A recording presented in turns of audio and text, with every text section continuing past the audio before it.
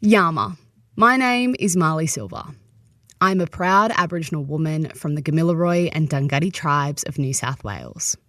On behalf of the Imperfects podcast, I'd like to acknowledge the Wurundjeri people of the country on which this podcast is created, and in this, honour the ways in which their elders, past and present, have cared for and nurtured their lands and waterways for millennia. I extend this acknowledgement to all Aboriginal and Torres Strait Islander people connected to each of the hundreds of countries that make up the continent of so-called Australia, and any of my brothers and sisters listening to this episode.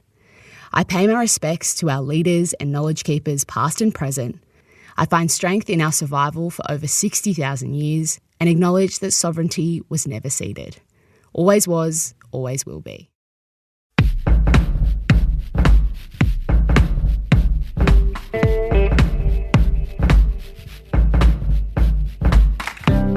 We're all imperfect, and on this podcast, I'll be chatting with a variety of interesting people who are willing to make themselves vulnerable by sharing their own struggles and imperfections. Then we'll discuss the invaluable takeaways we can all apply to our own imperfect lives. I'm Hugh Van Kylenberg from the Resilience Project. And I'm Ryan Shelton from my mum. And I'm Josh from Hugh's mum. And this is The Imperfects. It's nice being here just with the two of you. Thanks. You know, because we're doing so many more episodes these days, and we've always got guests, which are great. We love the guests, don't get me wrong. But there is something nice about just having this threesome. There's something really nice about just a small, intimate threesome with the two of you. Yeah, it is. It's a lovely threesome. God, you'd be such a polite threesome orgy guy. At the end, Hugh saying goodbye. Thank you both. That was a lovely threesome. That was a lovely threesome. Oh, that Hugh Van Kylenberg's very nice. He's a lovely boy. We should get him back for a threesome next week. It's just a strange analogy to apply when I'm sitting here with my brother. Oh, true. Yeah, that's true. See, for me, this is it's totally normal. Anything can happen, you know. Whatever happens is completely cool with me. But yeah, you guys have to look out. Definitely keep the lights on. Definitely keep the lights on, because who knows? How have we had two orgy chats in our podcast? I don't know. It's very odd. Anyway, how do we segue to what we'd planned to talk about first? I don't know. What have we? Oh, well, the first thing we definitely need to talk about, this is absolutely not a segue, but you will have noticed that our acknowledgement of country is new this week, and that is with Marley. That's from Marley Silver, and she's incredible. She's a writer, a podcaster, and Marley wrote that and very generously recorded that, and it's just, we love it. We absolutely love it.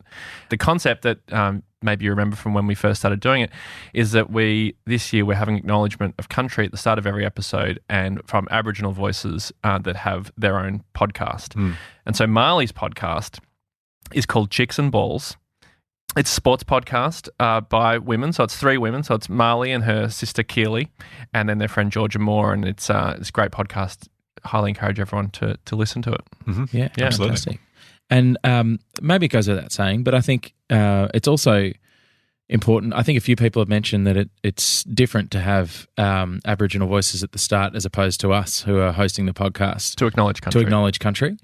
It's good for us to reinforce that we also acknowledge the Wurundjeri people of the Kulin Nation, who are the traditional owners of the land on which we meet, and pay our respects to the elders past and present.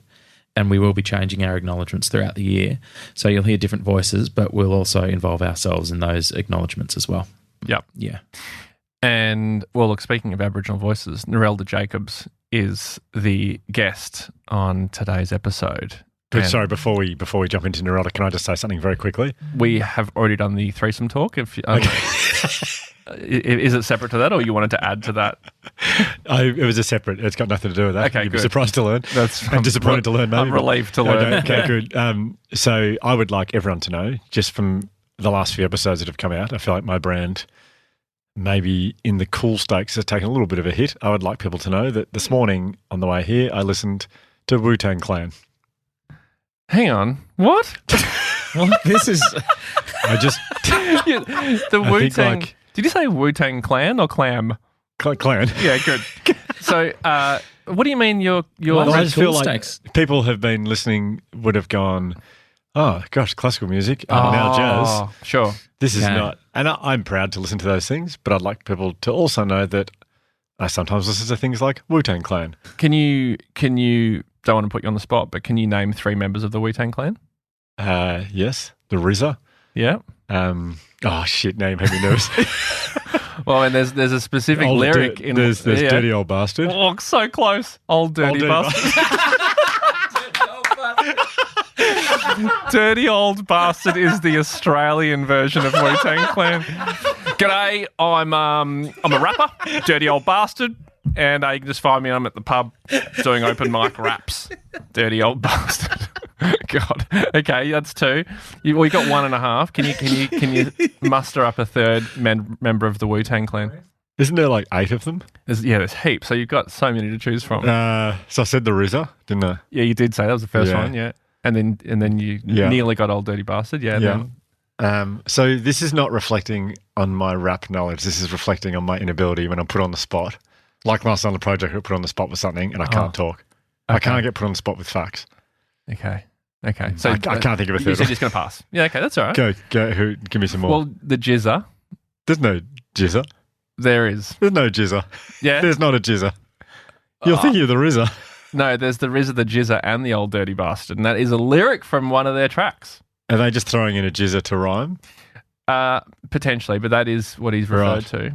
My knowledge would be there's not a jizzer. Okay, well, you'd be dead wrong. So let's just have a look. Josh is Googling as we speak. RZA. Mm-hmm. Oh, there's a few obvious ones we've missed here. Ghostface Killer, Method Man, Yeah. Jizza, The jizzer. There Yep. you go. The jizzer. Yeah, there is there. Yeah. Okay, Yeah. interesting. Inspector Deck, Raekwon. Raekwon, who's like one of the greatest Yeah. rappers of all time. Yeah, hence Master why Killer. you referenced him. I didn't actually know his part. Master Killer, Capadonna, and Hmm. Old Dirty Bastard. Dirty Old Bastard in Australia, we call him. The translation. Oh, and You God. I missed one. Sorry. God, people listening who thought you were not cool have had their minds completely changed. The song I listened to this morning was Bring the Ruckus. Oh, yeah? Yeah. Great. That's Well, good. congrats, man. That's Thanks. sick. Cool. That's sick. Okay. Narelda. Narelda Jacobs. I'm so glad we touched on that. Such an organic way of letting people know you're cool. Okay, thank you. Now, we definitely on to Narelda. Yes, please, because she's way cooler than all of us, that's for sure. She is. Narelda's amazing. The first time I met Narelda, the first time I heard of Narelda was end of last year. I did Q&A and she was on the panel. And Missy was on the panel as well, so it was really nice to have Missy there. Just Missy Higgins, for those of you who aren't on a first-name basis with her. Oh, well, I feel like people listen to our podcast know that we like Missy a lot. Yeah. Oh, we love her. I sound like a dick then saying that. No. Yeah. Melissa Higgins. Melissa Higgins was also on the panel. It was funny when we did an episode with Missy Higgins and it was over Zoom during lockdown. Yeah. And on her Zoom it said Melissa Higgins. Oh, I yeah. just found that quite distracting. Mel. Hey, Mel H. Mel H. Yeah, and there was something about just the presence of Narelda. We're all introduced to the live audience before, obviously, the show went live. So we were standing side of stage and they went, would you please welcome? And I did Missy's sort of bio and everyone went, yeah, and everyone cheered really loudly. And then Go, Melissa! Yeah, and then they, and then it was, see, this is my weakness. I'm not only just reading things, but what's his name? The comedian who's really famous, who was on it. Oh, Arch Barker? Yeah, there you go. Yeah. I just can't remember names when I have to. Oh, yeah. Arch Barker. Yeah.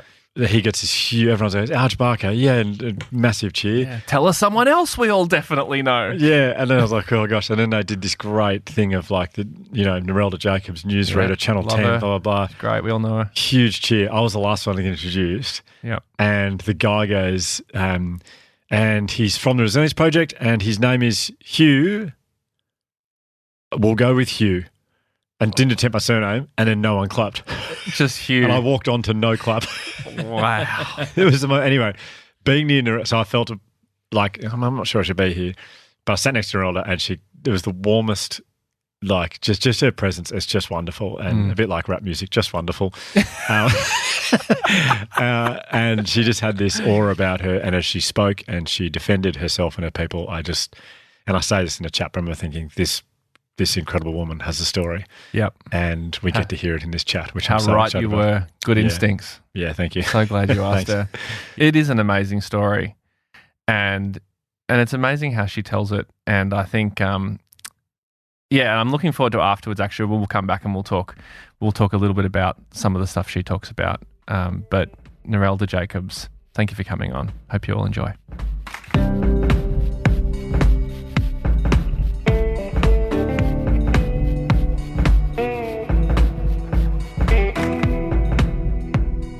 Well, the listeners won't know this, but Josh is not anywhere near the control panel. I'm near the control panel, and I just managed to make the music and the intro start, and I'm feeling mighty proud of myself, Josh.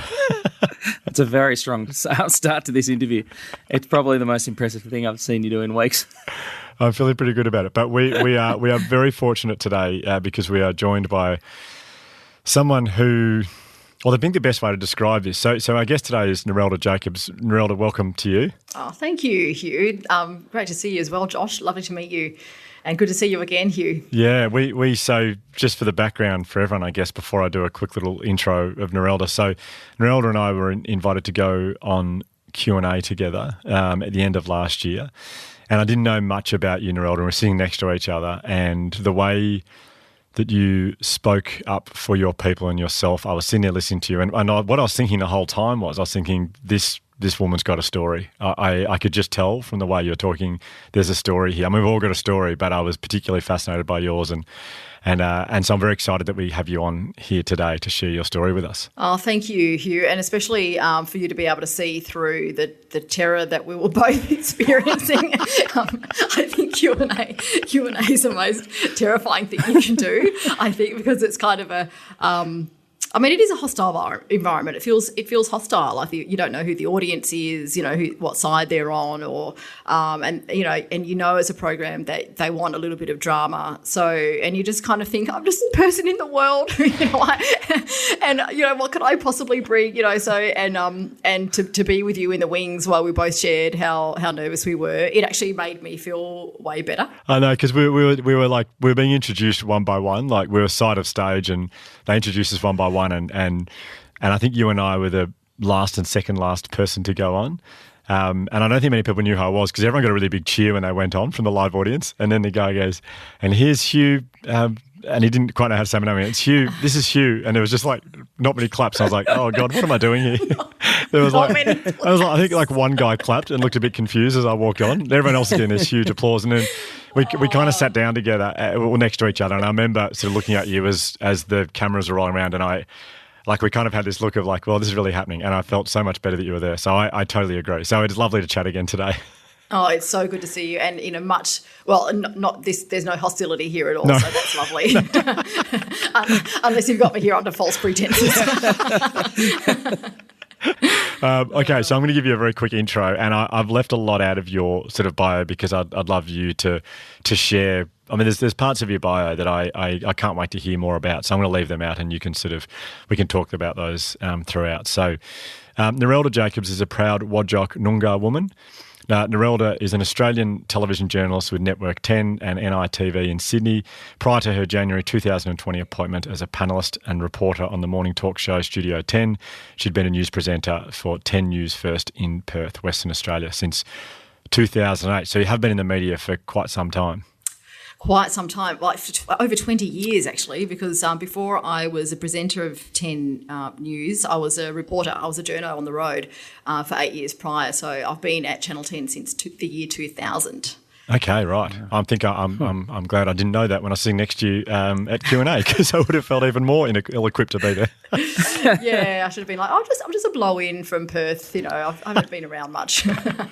So if we, as I said moments before, as I listened to you speak so passionately, you're so articulate and so impressive on Q&A, I was thinking there's a story here that I'd love to know more about. And we had, if you remember, we had beers at ABC afterwards, all the guests, all the panellists, and it wasn't really appropriate to just say, Narelda, tell me your story now. I want to know now, but I have wanted to know for a while. So I've done a little bit of reading, and it sounds like at age 18, your life really took a very big turn.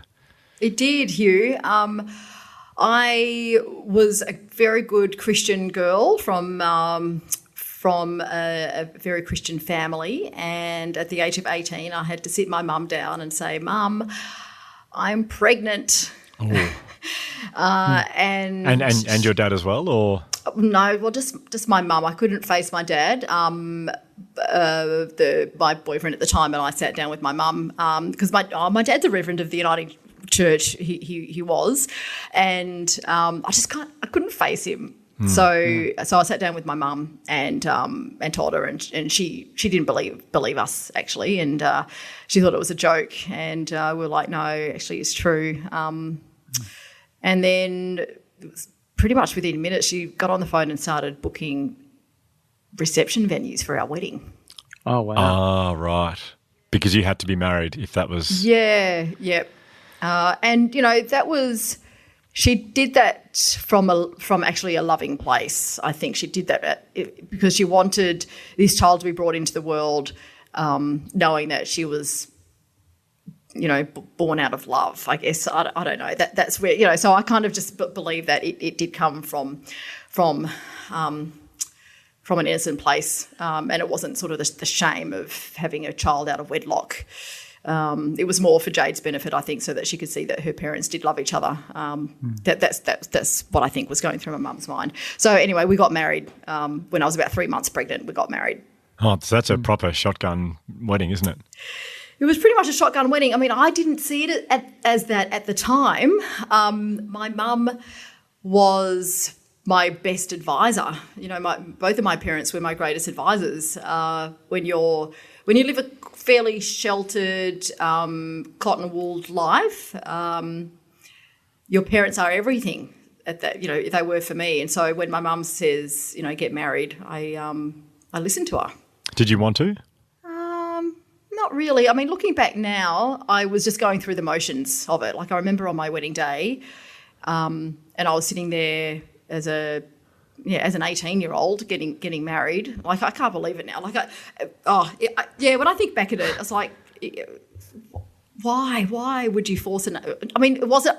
I'll be careful here. No one was forcing me to get married. No one was actually forcing me to get married. It was my choice. It was our choice. Jade's dad actually proposed to me, and I said yes. I mean, he proposed at a food hall, but doesn't matter. It was the only proposal. Proposal's a proposal. Oh, it's impressive for an 18-year-old. That's impressive. Yeah. A meal was involved, obviously. Over a large combination, Chinese meal. It was quite a succulent Chinese meal, actually, as well.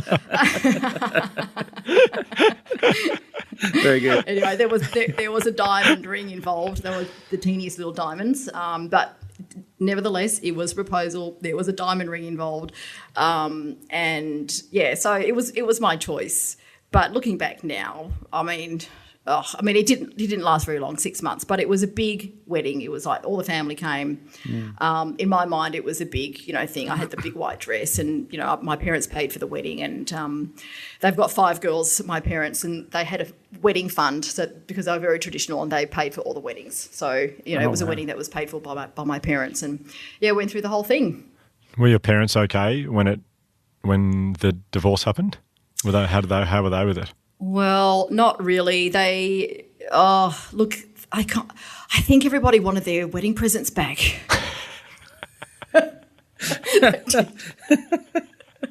I remember I've got an auntie, and they gave us this really beautiful dinner set, like this year, and I think I did remember hearing something about them wanting the dinner set back, but I don't know. What do you do? Do you give wedding presents back when you've already opened them and started using them? No. No. So we didn't give them back. No. Anyway. Definitely. So anyway, it was a blessing that it was over so quickly. And also it was a blessing that Jade doesn't have a memory of us being together. So she's not, she doesn't carry any scars of a relationship ending. Her parents parting ways. Not that should be a consideration for any couple either. Yeah. So, Narelda, what, sort of knowing little bits and pieces of your story now, I'm fascinated to know how the next big, I don't think event is the right word, but the next monumental, I guess, event maybe is the right word. So you, a little while later, came out as being gay, I think when you were 22, is that right? Yeah, yes, and that's when I came out to my family. So Right. Jade was 6 months when the marriage ended, and about 6 months later, when Jade was about one, or just before she was one, actually, I started seeing a woman that I was working with. Her name is Marion, and Marion and I would have lunch together every day at work. And then I kind of found myself enjoying lunch a lot, and then looking forward to going to work to seeing Marion, and then we started going out, and that relationship lasted for 15 years, so almost 16 years. So yeah, that was kind of the next huge chapter of my life, and it happened so quickly after the last relationship, and it was a bit too much for my dear mum to handle, actually. So how long were you together before you decided to tell your 3 parents? years. 3 3 years. years. Yeah, 3 years, because look, it was just a lot. I mean, again, coming from that Christian, like really fairly strict Christian upbringing. I mean, I wasn't allowed to listen to Madonna. That's how. Oh, okay. That's how kind of strict that we were. It took me 3 years to pluck up the courage to tell my family, and again, I couldn't face my dad. I don't know why I couldn't.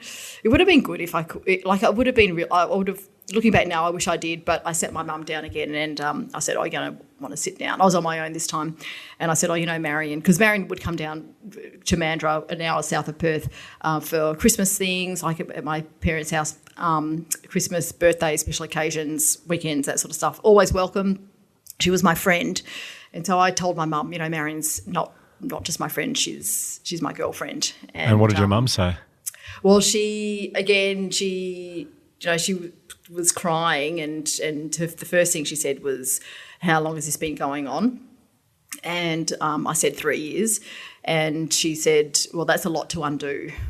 Oh, yeah. as in saying, we can still fix this, sort of, like we can make sure you're not gay. Is that what she meant? Yeah, Oh, that's a my lot gosh. to undo. Yeah, and I kind of looked back. I mean, I didn't quite know I didn't really know anything about conversion therapy then, but I'm pretty sure if I was under 18, I think she probably would have sent me off to a camp or something, like some kind of a church youth group or something like that. I don't know. I'm sure there was something around at the time, but I'm just so glad that I did it when I was an adult and there was nothing they could do. I was just left to live my life, and actually I left their house that day just feeling so free. I just felt so free, like its burden had lifted, like this huge secret I've been living. I didn't have to live the secret anymore, and it just made me feel so good. So it was a positive, despite the fact your mum said that's a lot to undo. It was still a positive experience for you. It was, because she said that. She was really good, actually, because look. And the other thing that you need to know about my mum is her name's Margaret. She's also a pastor. She looks a little bit like Margaret Court. She's very similar to Margaret Court. In fact, just picture Margaret Court, and that's my mum. Okay, like I'm being serious. Wow. Okay. Yeah. So to hear Margaret Court. Say to you, look, lovey, I will never be able to accept this, but I will always love you, and you will always be welcome in our home. So I left knowing that I had the love of my mum. Wow. And that was fantastic. That was, I actually felt good about that. Like, I know, like through I don't talk about relationships with my mum. I don't talk about sexuality. We didn't talk about marriage equality. We didn't talk about the same sex. We didn't have any of those conversations about same sex marriage or anything like that during the debate, because we knew that we would cancel each other out. Oh, your vote would? Yeah, right. We knew that we would. Well, I knew that I would cancel her out. So there was no point. She was never going to. I'm never going to convince her that that my sexuality is not of the devil. Like I think she's always going to think that. She has softened the stance a little bit, because I feel like I can actually put my arm around a partner, around Stevie, when I'm at their house, or I can show affection. But I know that if we had the vote even now, I know that she would never vote yes. That must be hard. Yeah, I've heard people say when they've come out that if you don't come with love and acceptance in your heart to my home, I won't lower the drawbridge for you to enter. But I've never been like that. I've lowered the drawbridge has always been lowered. I've always lowered my drawbridge, and so I don't know. Like I guess it's just I put walls up when I'm around my mum, because I want to have her love, and I want to be able to show her love, and that's the only way we can do it. And there's been a lot of compromise on my part. I should add, there's been a lot of compromise. I don't, and what do I get in return? Just the love of my mum. I mean, is that a relationship with your mum? That's enough, isn't it? Yeah. Is that enough? I don't know. Like I guess you go through life and you're constantly asking these questions. Like, is it enough? Should I be expecting more? I don't know.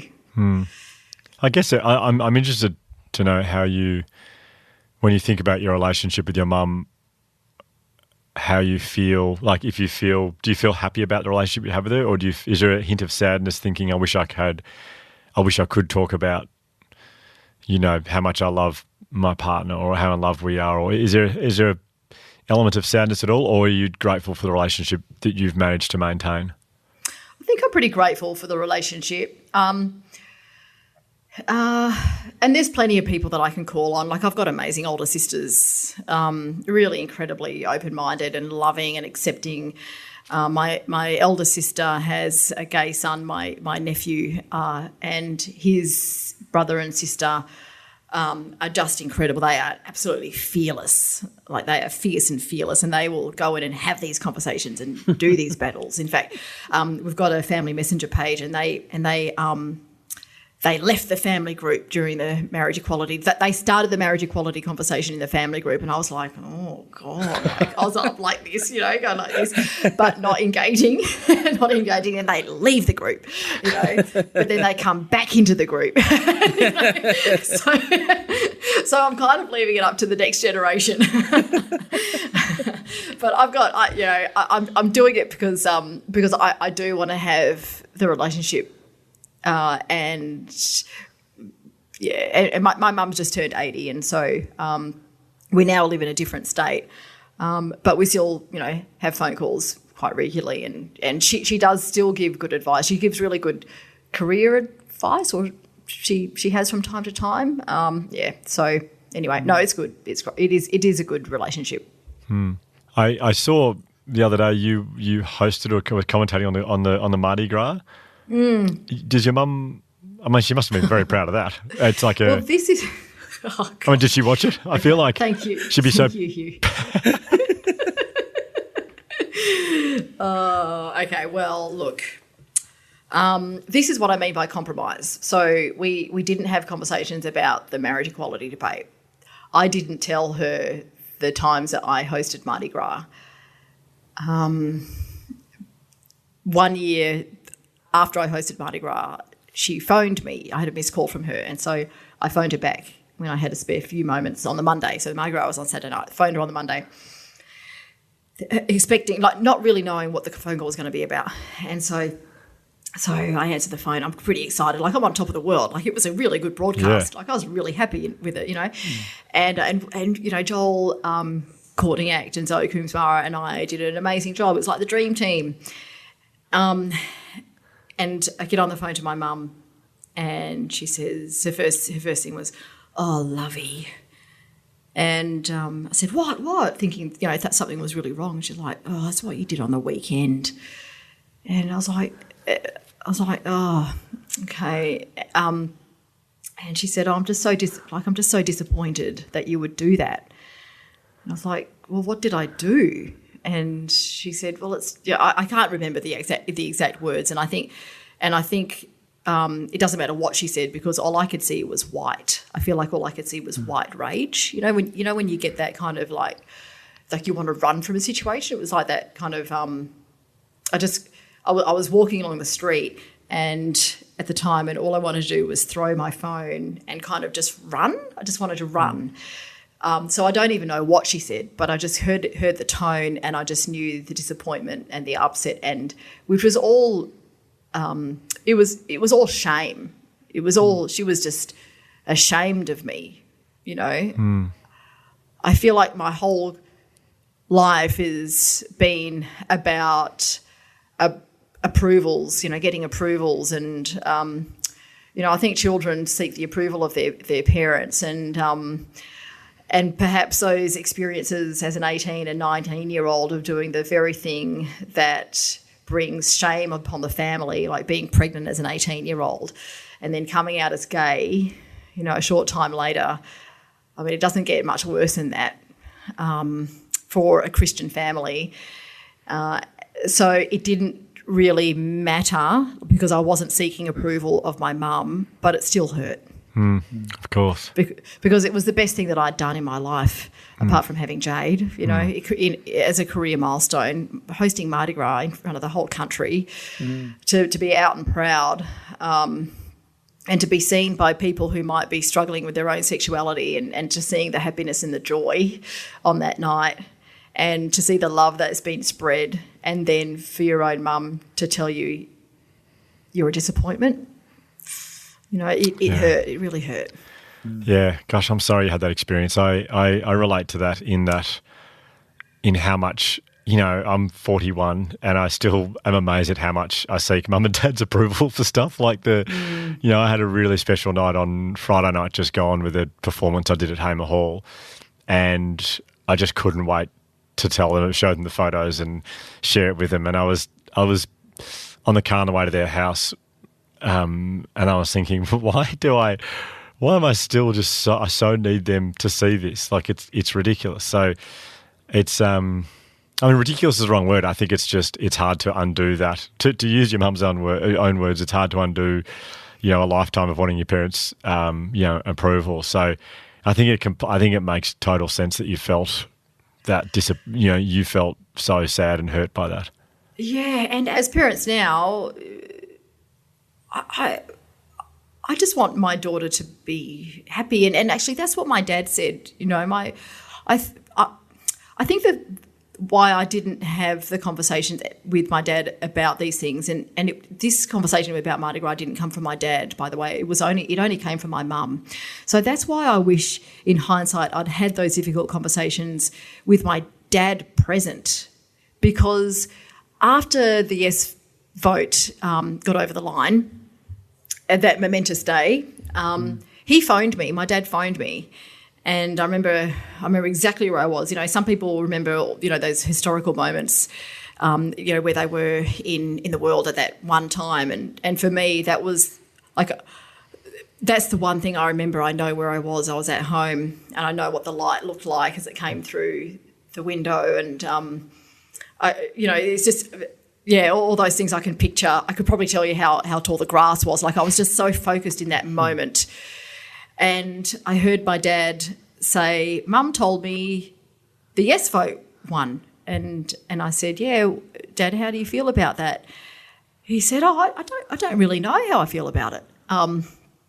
And I said, well, how would you feel if Elisha got married to Maddie and I was married to my partner at the time? And he said, I just want all my family to be happy. Wow. And we left it at that. And I got really teary on the phone, and I get teary now thinking about it, because that was the only conversation I had with my dad about my sexuality. And I'm just glad we had that moment, and I'm glad that he phoned me that day, because he's not here anymore to have those conversations with him about that. So it was just a fleeting moment, but it meant so much. And I'm really glad he phoned me that day. I don't know where my mum was when he was having that conversation, because she probably would have been devastated at the result. What a man! What a man! So that was literally the first time you talked about your sexuality with him. The first and only time. The first and only time. Yeah. Yep. Gosh. Yep. So how long ago did your father pass away? It was 3.5 years ago. Right. Okay. Yeah. Okay. How special to have that one moment with him. It was really special. The relationship I was in at the time had ended 6 weeks before my dad passed away in 2018, and so I had a month with my dad. He was he had cancer, and he was in palliative care for a month before he passed away, and I had all of my attention to give and all my love to give, because I was also heartbroken from the end of a relationship, and I wanted to have these conversations with him as well. But the chaplain who would come around and see all the families that were going through, this kind of this living, grieving process, said, the most important thing is just to keep your loved one calm and happy and comfortable. And ask yourself, are the things that you want to bring up with him to benefit you or to benefit them? Gosh. Like if you know that you love each other, what's the point of having the conversation? Because the conversations that you have with people who are going through that late stage of cancer can be very exhausting, like mentally and emotionally draining. So I kind of and look. My dad knows. My dad knew I was gay, but I'm still like holding him in bed and hugging him and being as close as I can to him to make sure that he was comfortable in that moment. Like if he had a problem with me being gay, I would have known about it. I felt like I didn't need to have the conversations that would have been emotionally draining for him, because I knew I had his love and he loved me, and that's all that mattered. Yeah, and I feel like deep down my mum is the same as well. Yeah. It also sounded like in that conversation that you so beautifully told us about before, he was as accepting of you as who you are as you could ever hope for with the way you knew him. Does that make sense? It does, yes. And my dad himself had gone through a huge journey in his life. He was, he was stolen as a 9-year-old boy with his 2 younger siblings and put in a mission run by Methodists, and then he became a Reverend of the Uniting Church himself, and so I guess in a lot of ways that in of itself meant that there was a lot of colonising that took place within my dad. But then later in life, he was exploring his Aboriginal spirituality and his sovereignty as an Aboriginal person, and that knowing that sovereignty had never been ceded, but it didn't fit with his colonised life, and so. I feel like he had gone through this whole decolonisation process well before I did. Like I feel like I'm going through that now. So I think with that spirituality that he was being evolved within him was that acceptance of other things like sexuality, and probably gender identity was something as well that he was probably more accepting of. Later in life, which was just it was really beautiful. So I just, and as I'm going through that process now, I wish he was there so I could have these conversations with him. They're the conversations that I should have been having with him well before. But I think I was kind of locked into this world where to be successful in my career, I had to do what the colonisers wanted me to do as a mainstream journalist. Can I ask I know this is going to sound like a really stupid question, and I apologise in advance for it. And I feel stupid saying this because I've listened to people say this so many times, and I've said it probably quite a few times. What does sovereignty was never ceded actually mean? I actually don't know, and I'm so embarrassed to admit that, but I don't know. No, that's a really good question. A lot of people don't know what it is, and we hear it a lot. But Aboriginal and Torres Strait Islander people were a sovereign people. This was our home. This is our home. This is the land that we have custodianship over. In the dream time, when everything was created, when the spirits formed, the plants and the trees and all of the different animals, and then the last thing were the people that were created. The spirits formed the people, and the plants and the animals all decided that the people were best placed to look after everything, and so it was the people that had responsibility to look after this our country, this country that we're on, and so it is a sovereign country. It is ours. When the tall ships came, they didn't just assume that it was our country. They invaded, and there were the frontier wars. They're called the frontier wars for a reason.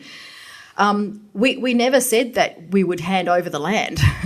And that's what sovereignty is, and that's why sovereignty wasn't ceded. We didn't hand it over. Okay. We didn't hand it over. We're still responsible for this country, and we didn't say that you could come and take it and shed blood over it, shed our blood over it. Like that. There were wars. We had wars. We didn't just hand it over. And we've never handed it over. So that's what sovereignty. Yeah, sovereignty was never ceded. We never ceded the sovereignty, and we still have responsibility, and we're custodians of this place. Okay, I'm sorry I didn't know that. I feel like that's something I should have known, but I knew the land was stolen, but I didn't know that's what was being referred to with. We did some cultural awareness training at Channel 10. All staff had to do it with the company that and Paul from the Miri Put it in such a beautiful way. He said, what did Russia do to Ukraine? And everyone said, everyone said, well, they invaded it. And he said, why is it seen as an invasion? Like what part of it is seen as an invasion? And someone said it's because Ukraine is a sovereign nation, and so they crossed the border into a sovereign nation and tried to make it theirs. And he was like, okay, well. When you think back to what happened on Jan 26, 1788, I'm just going to leave that there. I'm just going to park that for you to think about. So that's an example of what happens when you invade a sovereign nation. Yeah. Okay. That's a layer. We haven't even really today even got to this yet, but that's an extra layer to put on your story as well. You're indigenous.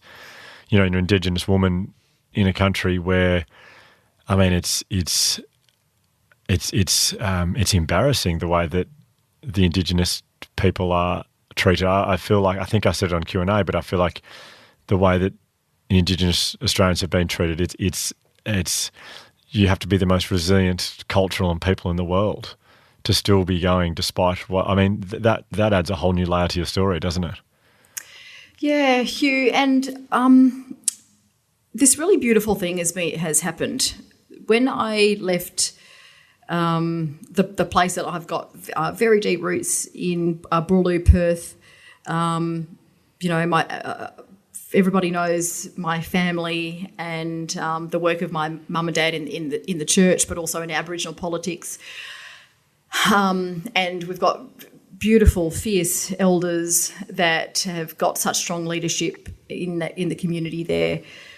When I left that place and came over to Gadigal country, to Sydney, and didn't know anyone and had to kind of start from scratch. I knew people at Channel 10 here, but not in the community. I didn't know mob. And so I set about making friends and trying to establish myself and trying to just prove my cultural integrity and that I've got cultural accountability. And I've made the most beautiful friendships. They are chosen family over here, and they are people who are changing the world.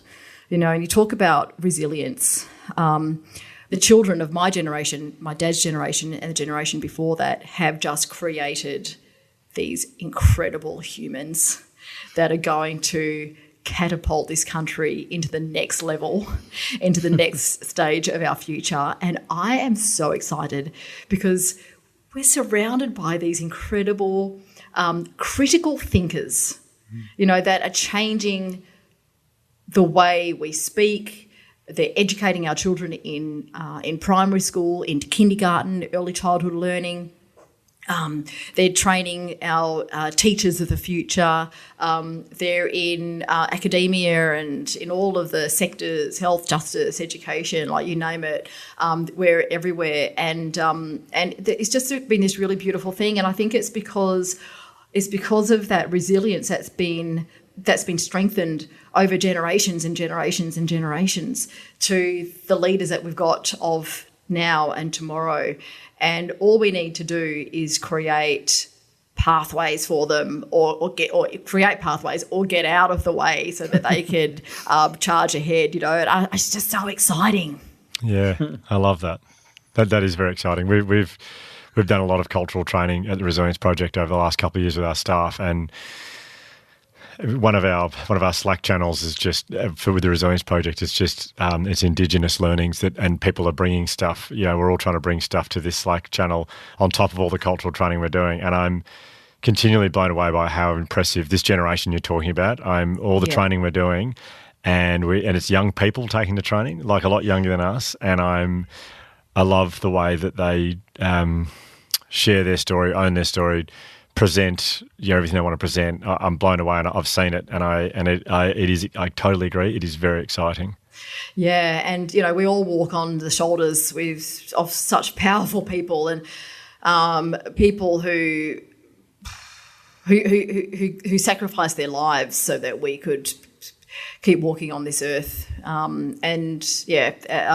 We just have so much gratitude for those who have gone before and our ancestors. And it's all about listening to the ancestors now and asking for guidance of the ancestors. And that's what I base my entire life on, just constantly taking moments of looking up into the trees and to the sky and getting just that little piece of country. And speaking to the ancestors and thanking them and asking for guidance and asking them that I can find the right words to be able to express something, to hopefully be able to change someone's mind about something. That's kind of the greatest gift that we can have is to change someone's mind. Pat Dodson said something that I will always remember him saying, that reconciliation does as much for the oppressor than it does for the oppressed. And I think once we all take that first step on a journey of recognising our fragility and our privilege, then the more we can kind of start healing and be more accepting of difference. So beautifully put. Thank you.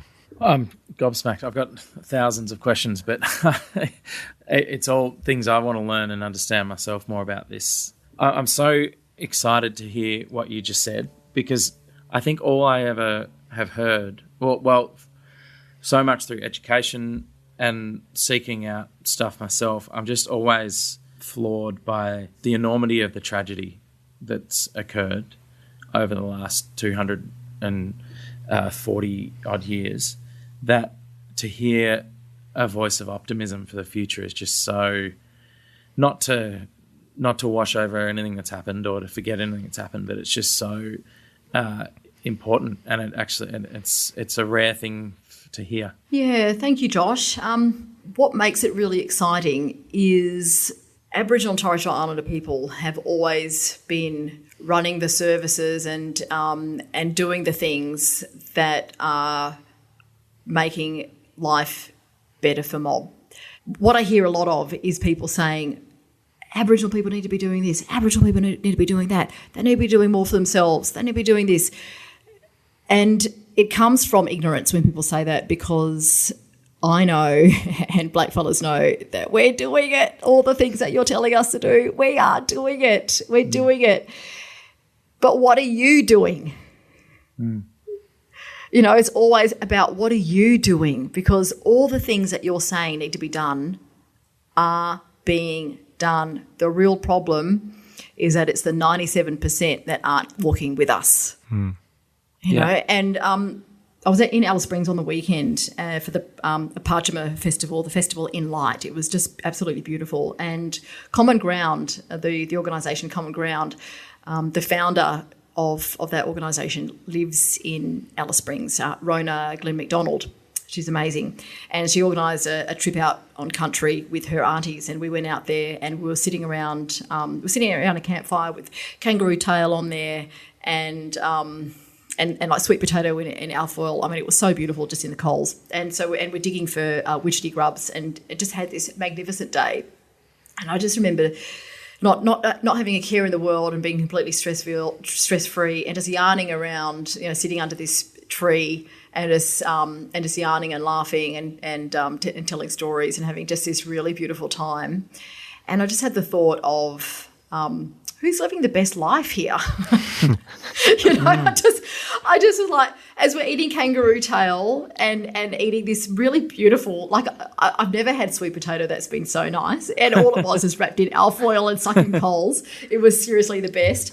And I just had the thought of who is living the better life here. And I thought that these aunties, every time they come to Sydney and Melbourne, and they're widely travelled, every time they come to Sydney and Melbourne in the big cities, they would feel sorry for these city people. Yeah.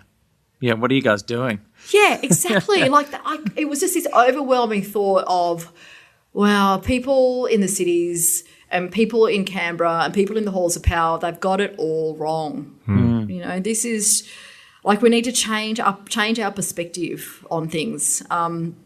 What we think is a good life isn't good for others. You know, it's So, and that was a really profound moment for me, and that was just something that I had. You know, it was just a thought that I had. I didn't share it with anyone. I just kind of thought, yeah, this is what life is all about. Everything that we should do should be motivated by allowing people to live their life how they need to, and to keep culture surviving and thriving. There's something. I don't know if this is past the podcast, but it does seem that in what you were just saying then, like, there's a real bloody big problem in the world, obviously, to understate it, that we're not living sustainably. Like, we're taking over and destroying the place, basically. And it seems pretty obvious that Aboriginal and Torres Strait Islander people lived for, it seems, I'm sorry if I get the date wrong here, but 80,000 years, except like sustainably. And there's this 80,000 years of, give or take, of incredible wisdom on how to live sustainably, and what kind of sort of talking about what you were just saying then, that just seems another tragedy not to be listening to. The country was the same size, Josh. The landmass was roughly the same size, and there were fewer people to look after it. And yet you didn't have the devastating fires and the devastating floods that we've experienced now. So we all need to adopt the First Nations mindset to save our environment, for starters. Yeah, you know, and I think that's, you know, when I talk about that process of decolonising, I think it starts with environment first, and it starts with treating everyone equally and feeling that responsibility that we have of that custodianship. Like, we are the ones that are responsible for country. You know, if you heal country, you heal yourself, and so it's that way around. It's the environment first, and then it's ourselves. Wow, we need to do a lot more listening. Like, it's so simple to me. Like, we're just going to be better listeners. We really do, and we're not good listeners, clearly. No, and I think, I mean, it's. I know I've heard you talk a lot about like being on social media, and I loved the chat that you had with Mia Friedman when you said, you know, that you kind of scroll through Instagram and you're never actually satisfied. And it's very me. You know, when you like, I did it this morning. I went on there. I was trying to find someone, and then I get caught up with my own notifications. Yeah. Like replying to people.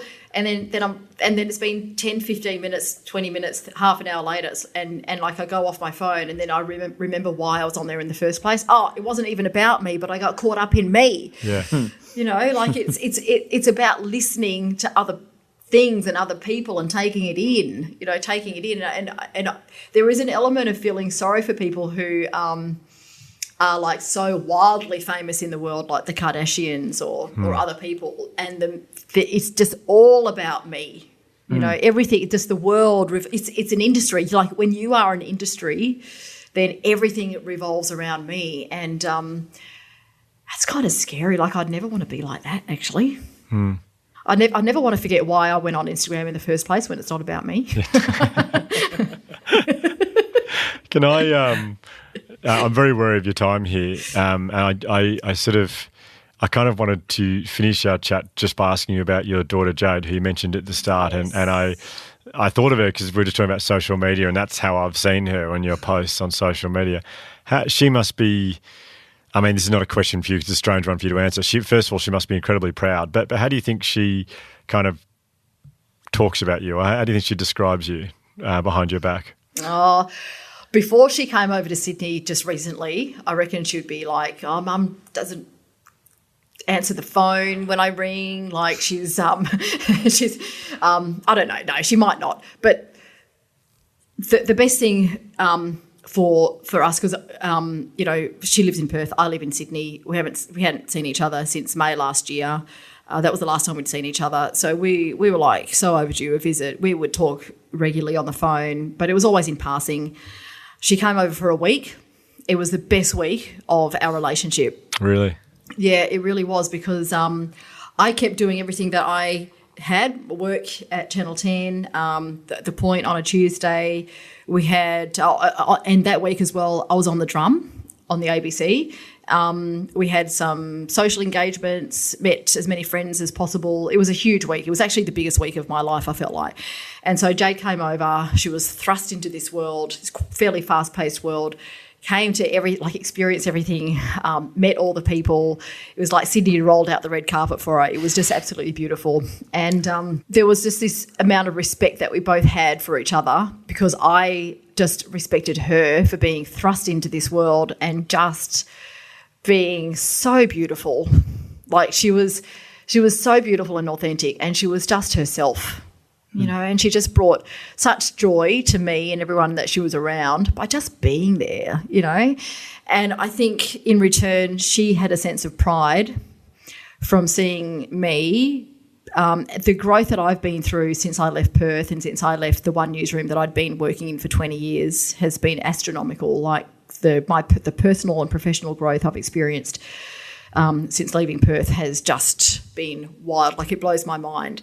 And she saw that firsthand, you know, and I think so there was just this mutual love and respect that we had. And she was getting a few messages, and you know, we get a few messages from home every now and then, you know, people saying, "Oh, you're so lucky, you know, you're so lucky to experience all these things." And we had a really good conversation about this while she was here, and I said to her, luck doesn't come into it. You know, we've created this. We've created this together because we've worked bloody hard. You know, as a little girl, as a little kid, with a mum that was a reporter, having to work weekends and on public holidays, like she went without me for all those weekends and public holidays, and doing odd hours and you know, and early morning starts where she'd, you know, her breakfast would be a banana in the car before I'd drop her off to school and that sort of thing, you know, those sorts of things. So I kind of said, we had this conversation and I said, luck, next time someone says to you, you're so lucky, just tell them luck doesn't come into it, because, you know, this is a result of decades and decades of hard work. And in saying that, it was just this big gratitude conversation, because I was able to say to her, thank you for making those sacrifices when you're a little girl. And when I went home to Perth just a week ago, so she came here for a week, I went home to Perth for a week, and I also had a really beautiful conversation with Marion as well, my first girlfriend. Yeah, and I had this same conversation because I was there for work. It was in a nice hotel, and she came into the room, we're having a look at the view and everything, and she said, "Oh, look at this room that's landed in your lap." And I said, "No, it hasn't landed in my lap. It's been a lot of hard work." and I kind of had the same conversation, and what she was saying was, I'm very proud of you, and but it just is the language that we sometimes get caught up finding the right words to say, and I know what she was trying to say, but I kind of put it back to her and I said, actually, this has been something that we have all created together, like everyone in this orbit, because she was the one looking after Jade for those weekends and public holidays. Marion was the one that was looking after the baby when I was going off for work. But now we're seeing the real fruits of the labour, because those early years laid the foundation for a career that I'm able to be here to be able to lend my voice to really important conversations and join the fight that the others that I was talking about before have been having for a long time. Like I felt that I'd been absent from this for 20 years. And now in the last 2 years, I hope I've been able to make up some time and to just stand with the people who've been doing it now for a long time, and just to be able to show them the support and to be able to provide another platform and another vehicle, which is Channel 10. Because the management here are so amazing. Like we are the most progressive of the commercial networks. So the foundations for that were laid with Marion, and Jade was a part of that. So by us having these really adult conversations, I have to add, and this has just been in recent weeks, we've looked back on it together and we respect each other and we love each other, and we think each other are changing the world. And I think that's really beautiful. I knew there was a good story behind you. So what was it that sort of inspired you to make the really big move from Perth across to Sydney? Well, I felt like I was missing out on work. I'd been flown over to do the project, Studio 10, every now and then, and I got a taste for having conversations about things and sharing opinions, which I didn't ever think I had as a newsreader. You're told not to have opinions about things. You just read auto cue. So I got a taste for it, but they were starting to dry up, those opportunities. And I came home after finding out that something had fallen through, and I said to Stevie, my partner, we had a conversation about the possibility of moving east, and right then and there we decided, let's move to Sydney. Let's make the move. She's a filmmaker, she's a director, and so that would have been good for her career as well. And the time that I had with Stevie, we'd only been together about 6 months or so. Wow. About 6 months or so when we had this discussion. And but in that 6 months, when you're with someone who, what it feels like to be with someone who elevates you. Yeah. That's what it was like. And I had the confidence to share my opinions because she wanted to hear my opinions about all sorts of things and the conversations that we would have, and because she would ask the questions. And so it kind of kept building confidence and the elevation and the love that we kind of had for each other. And it went both ways as well. And so then to come over here, you kind of felt that you were invincible, and that was the gift that she gave me. So I wouldn't be here without Stevie because of the confidence that she instills. And as a director, I can see when she does that, when she directs people. Yeah. She directs people, and I guess I guess that's what it's like when you're with a director. You're constantly being directed, and you're constantly being made better. Sounds like she has a very good direction in mind, though. She's the best. Oh, Narelda, I love your story so much. Thank you so much for sharing that with us. Oh, thank you, Hugh, and thank you, Josh. Thank you, Narelda. It was beautifully said and inspiring. Yeah, I mean, you speak about luck. I was watching Josh's face on Zoom as well, and I know, being brothers, we know each other very well. I could just, the look on his face is one of admiration, and also like, we're so lucky to be chatting to this woman, and I felt exactly the same way. Oh, thank you. Like I love the work that you both do. It's so important, and I also just love listening to your actual voices as well. It's really beautiful. You've got a beautiful voice. Well, keep going. What else? Very, very kind. It was honestly, it's an honoured to meet you. And I was just thinking then through that last 5 minutes when you were talking about those brilliant young people, Indigenous people who are leading, I don't know who they are, but you've got to be one of them because it's just, you're an incredible person to talk to. And I feel honoured to have had this conversation. Thank you. I really appreciate it. And thank you for giving up your platform as well, because that's really important to be able to hear from different voices. So I really appreciate it. Thank you very much. That's an honour. It really is.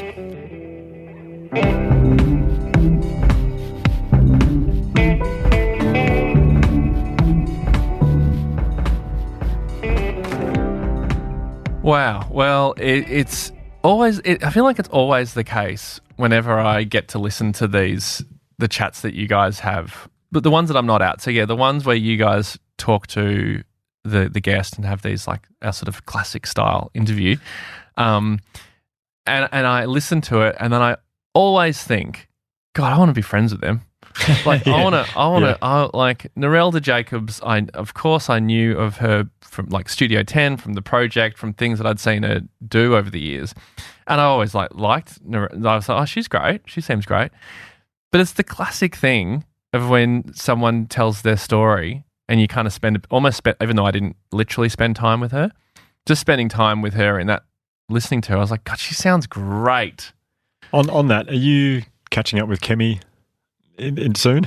One-on-one? I'm actually catching up with Kemi tomorrow morning. Oh, there you go. Yeah. Wow. Just a coffee. Yep. Well, I missed my chance with Narelda because I was up in Sydney for that interview and we were all kind of remote in 3 different places. I think it was later that day.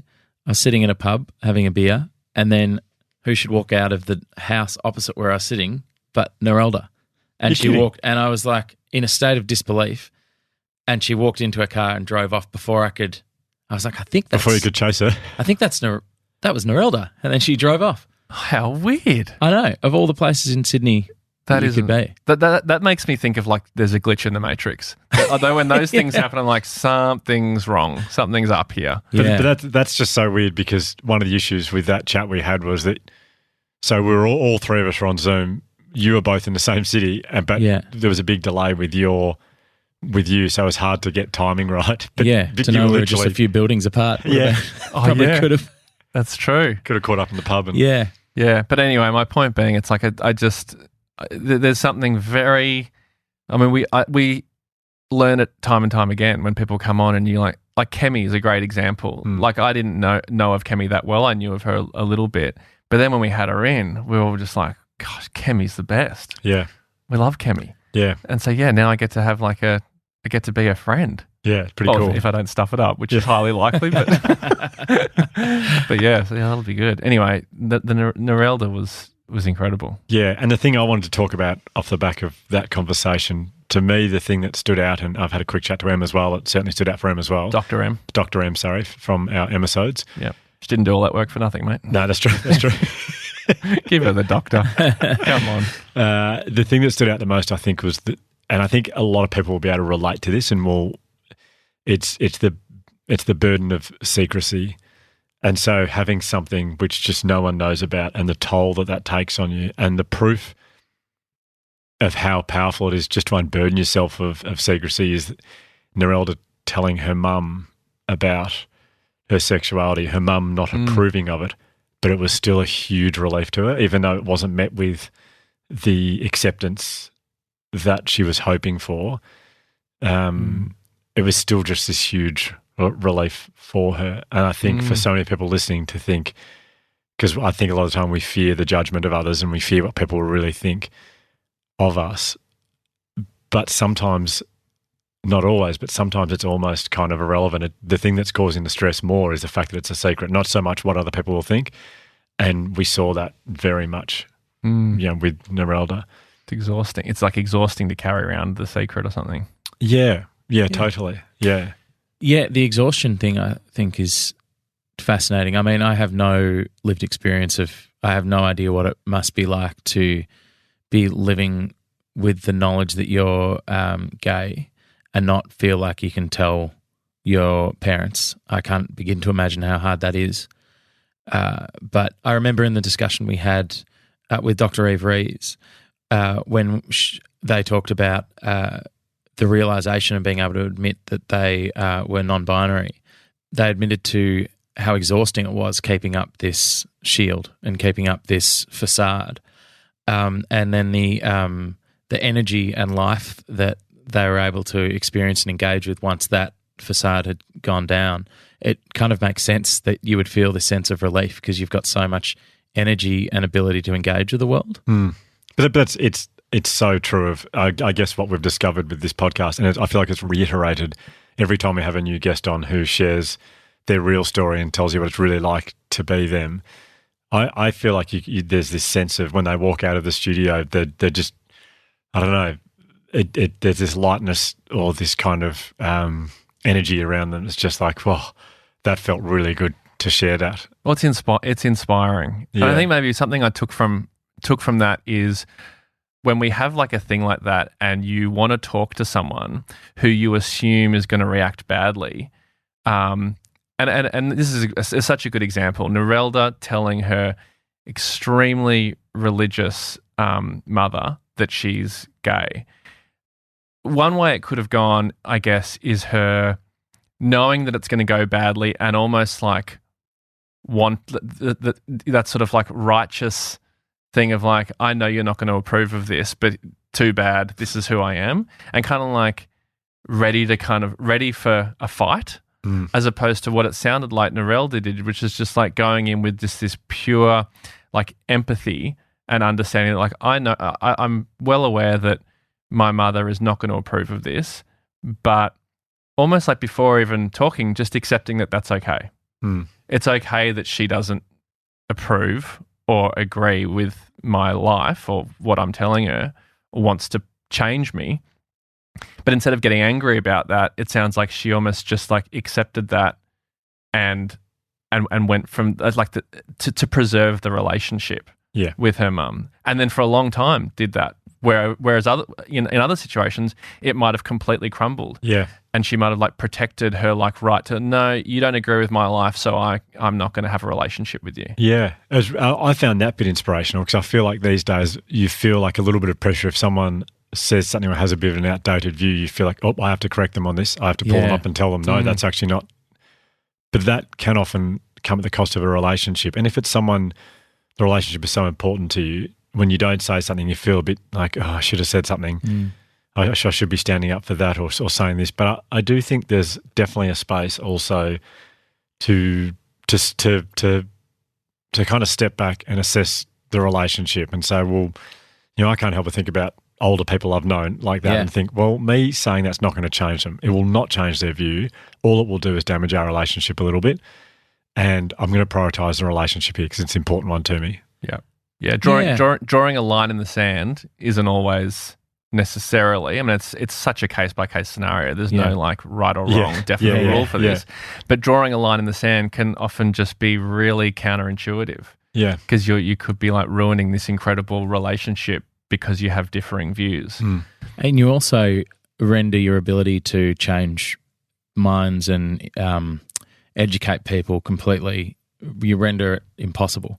Because you've severed the relationship and there's no chance you're going to be able to change the opinion of someone. If what we're aiming for is more love, more acceptance, more understanding of other people's lives and increasing the rights of marginalised people, then what we want is stronger, better, tighter relationships from which we can enact change in education. And if we just go around either judging a different form of judging and excluding people from our lives and then criticising ourselves going, oh, I really should have picked that person up on what they said then because that was a bit offensive, to give ourselves a bit of a break and go, well, I might not have got it right that time, but by bringing that person in rather than pushing them away, maybe over the long term I can start to educate them that maybe what they're saying is hurtful or damaging to people or excludes people. I just wonder if that things are just a lot more complicated, aren't they? Instead of like not speaking to your grandparents anymore because they're cancelled. Yeah, exactly. Yeah. I cancelled my grandparents on Twitter, so I don't really speak to them anymore. Yeah, I don't know. I don't know if that made sense, but it feels... Well, in the context of that chat we listened to, it absolutely does. Yeah. It absolutely does. And that's where I take great inspiration. I mean, there's no situation in my life right now where I'm thinking, I should call this person out or I should, call them to account to what they said. But I do feel like when situations arise like that and you don't, sometimes you feel as, I should have, a braver person would have spoke up. But I think sometimes instinctively we're doing the right things. We're going, no, I got to preserve this relationship because they can watch me embrace this way of living or these type of people. And I'm a much better chance of influencing them by modelling that behaviour rather than saying, just so you know, what you said was wrong and here's the right way. That's so good. That's so true. It's like model the behaviour that you would like them to take on. Yeah. And you don't lecture them about it. And you show them. I don't know why I kept thinking grandparent. I'm thinking grandparent age though. If I'm a grandpa one day and my grandson says to me, Grandpa, just so you know, what you said here is wrong, I'd be like, mate, you're like 50 years younger than me. Like, you have no idea, like, the life I've lived. Like, there's no way I'd go, oh, okay, you must be right, I must be wrong. But if he showed me the way he was, I can't think of an example. But if he I think you'll be relatively open-minded, but yeah. Yeah, I don't know why I suddenly changed. All of a sudden, oh, mate, give me a break. Let me rock in my chair and have my beer in peace. Listen to Wu-Tang Clan and my dirty old bastard. And I'm also conscious of the fact that we're three straight white men in our mid to late 40s having this discussion. So it's late 40s? Did I say late 40s? You said mid to late 40s. Oh, sorry. I'd like to, if we're going to pull up on anything. I'd like to call you out on that point. I stand corrected. Yeah. You're not even 40 yet. Mid to late. I was going to say mid to late 30s. And then you realise, I'm with two 40-plussers. Anyway, sorry about that, guys. That's all right. Yeah, three young white guys. Yeah, it didn't cut deep at all. Just to say that it would be, I'm sure a few people out there would probably be saying, well, it's easy for you guys to say because you've never been marginalised, you've never had to have those discussions. True, absolutely. And you've never felt left out of the circle or even discriminated against. But it just feels like what we need to do is to have more love and more acceptance of everyone to bring rising tide raises all boats kind of things rather than pushing people away. Really good point. Yeah, and I think that's why it was particularly inspiring to hear Narelda tell that story. Exactly. Because it was kind of maybe a bit, I don't know, maybe unconsciously, but it was very inspiring because we keep kind of, the more I read and the more people we speak to, it's like how the importance of relationships and community. I loved how she handled that. And then the irony of her dad's response when she finally spoke to him about it was just, well, that's just everything you need to hear. Yeah, that was it. We've had some pretty incredible moments over the last few years of that podcast. That moment telling her dad, talking about that dad, the story of their dad, that was a really special moment. Yeah. Really special. So, and it also goes to show you can go in assuming the worst and you never quite know what the reaction's going to be. Yeah. Yeah. Exactly. Totally. Well, that's it for another episode. I was trying to do a proper summary of it. We weren't trying that hard. Yeah. Well, that's it. See ya. We usually just sort of fumble our way to the end, and I was trying to do an emphatic statement to say this is the end. And anyway. We're terrible with hellos and goodbyes. We are. That's okay. Narelda Jacobs was just amazing, and I feel so grateful to have had that conversation with her, and it'll be interesting to see which one of us becomes friends with her. Okay. What's on? Competition. Josh has definitely got the advantage. He knows where she lives. Oh, yeah. True. Every week, Narelda, fancy seeing you here. It's Josh from the podcast. Anyway, let's hang out. I would love it if you were catching up for coffee one day with Kemi and then sitting the other side of the room as Josh and Narelda. And just a nod. It becomes awfully apparent that we've started a podcast to make friends. I walk past with Melissa. Yeah. Well, good to see you guys. Likewise. See you next week. Chat soon. Bye.